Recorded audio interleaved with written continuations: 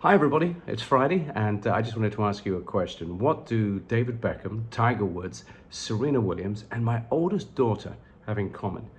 Well, I don't think you're going to get this one, are you? But I'll tell you the answer. They all are very much on my mind today. And the reason being, I came across a bunch of old media accreditation passes for events, sporting broadcasts that I'd worked on down the years. But this bunch all covered a period about 20 to 25 years ago when I was with ESPN Star Sports. And each one has a story. So I'm just going to share them with you. Faded and pretty ancient these things are. Look at that one. That's from the Masters at Augusta. That was my first ever golf major, and it was an incredible experience to go there, not just because the course is beautiful, it's everything you think it will be. If you love golf, suddenly when you see Augusta National, it is like you've stepped into paradise.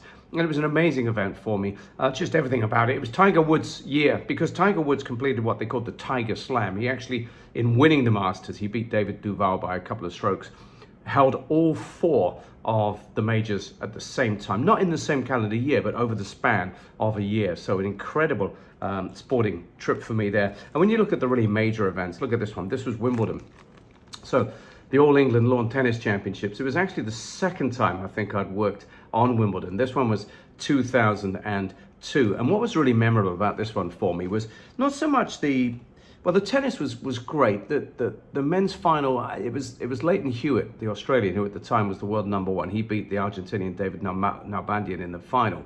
And that wasn't particularly memorable. In the women's, Serena Williams beat her sister Venus, who was the reigning champion, to win it there. There was also a mixed doubles win for Mahesh Bhupathi of India, and we were covering India quite heavily at the time because I used to work alongside Vijay Amritraj, the charismatic former Indian tennis star. But the lovely thing about that was I remember my family came and stayed with me for a couple of days in the house that my company had rented in Wimbledon, and it was just a beautiful experience. Apart from the fact that Mummy used to put Daddy's makeup on every morning, and my little daughter at the time was like, okay, that's what happened when Daddy goes to work. But it was a wonderful memory.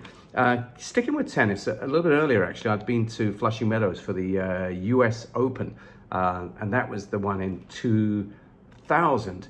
That was a fascinating one because that was the first time I'd ever been to that part of New York. And we stayed in Manhattan, but we went out to Queens and we went out to Flushing Meadows. And actually, I went and watched baseball next door. It was a really interesting place to be. The tennis, if I remember rightly, I was a little bit shocked by the fact that the crowds weren't huge at the start of the event, but they got quite raucous by night. On the court, it was Marat Safin, the Russian, who won a Grand Slam.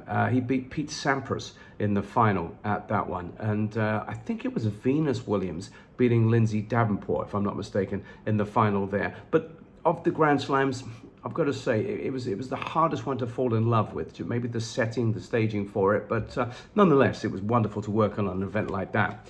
Then, of course, football was always part of my career role. I'm going to just bring out a few here.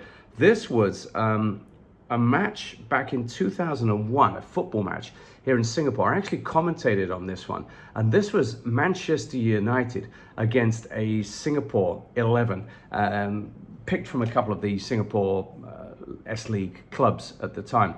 And the Man United team, my goodness, they won it, I think, 8-1 on the night or something like that. Lots of goals for me to commentate on. And, you know, you had Beckham, you had Giggs and Scholes, you had Roy Keane in the team, Solskjaer was in there. I'm sure I'm forgetting some players. It was Van Nistelrooy. Yeah, I mean, it was an amazing team. But actually, the Singapore team had scored to level the match up at 1-1. Indra Shadan was the guy who scored and then famously waved his shirt around. There was a lot of Liverpool interest, you see. The guy who put it on, Terry O'Connor for Courts, for example, a big Liverpool fan, but he sponsored this trip for Manchester United. But it was notable not just for Indra scoring, but also for the fact that there was a bit of an outcry when Fabian Barthez, the eccentric goalkeeper for Manchester United, convinced Sir Alex Ferguson to let him come out of goal, be replaced in goal, and come out and play. And he came out and played as a winger. And a few people thought that was a bit disrespectful. But to be honest with you, it was just in keeping with Barthez's character, to be totally honest. Anyway, talking about characters and controversy, this was 2005. This was a thing called the Premier League Asia Trophy.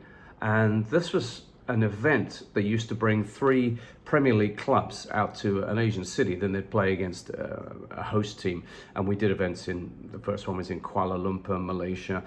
We did it in Hong Kong, we did it in China. But this one was a weird one. It was in Bangkok, and it featured Manchester City, Everton and Bolton. And then the Thai team, who were really good at the time. Actually, they got to the final where Bolton narrowly beat them. But all of that was overshadowed by a bit of controversy because Manchester City at that time had a certain Joey Barton playing for them. And Joey Barton got involved in a bit of a set-to with a 15-year-old Everton fan, because I think the teams and the fans were staying in the same hotel, and I think drink was involved at a late night. It just led to, there was a fight, and then his captain Richard Dunn got involved, and there was blood everywhere. Anyway, I think it ended up with Joey Barton getting sent home, and all sorts of repercussions for this thing. But to be in that same hotel and to be at that event, it was certainly memorable. One last one I've got for you, and this takes us all the way back to 1999. And this was me working as a commentator and a host on something called the Tiger Fives. And it was a futsal event organized here in Singapore, featuring the best futsal teams in the world. It was my first real taste of commentating on futsal, and I loved it. It's a brilliant sport. The Brazilians were fantastic. They won it in the end. I think they beat Italy in the final. Spain were probably just as good as the Brazilians, but lost in the semi-final, and therefore they came in third, I think it was. There was an Iran team that was probably the best of the Asian teams that played, and there were so many things to remember it about, not least I think the Iranian team taking all the Tiger beer, funnily enough, out of wherever it was that we'd stashed it. But the most amazing thing for me, and a very heartfelt thing here, was that the night before the first day of play, it was a 3-day tournament, my wife went into labor at about 2 in the morning, and then around about breakfast time, our first child came along, my daughter. So I was there for that, just an extraordinary moment in our lives. And then I left them at the hospital and went straight to the stadium to start the first of 3 days work commentating. No such thing as paternity leave or anything like that in those days. And it was a long old shift. And I remember by night, I was finishing, then going back to the hospital and sleeping, or getting as much sleep as you can with a newborn baby around, and then going back and working. By day 3, I was in this kind of glorious, euphoric daze. I also lost my voice, I think probably halfway through the final or something like that. But it's an event I'll never forget. And isn't it lovely sometimes you come across something somewhere around the office or around the home, and it triggers this flood of memories. I'm sure you do the same thing in parts of your life. Anyway, I thought I'd share that with you on this very casual and nostalgic Friday.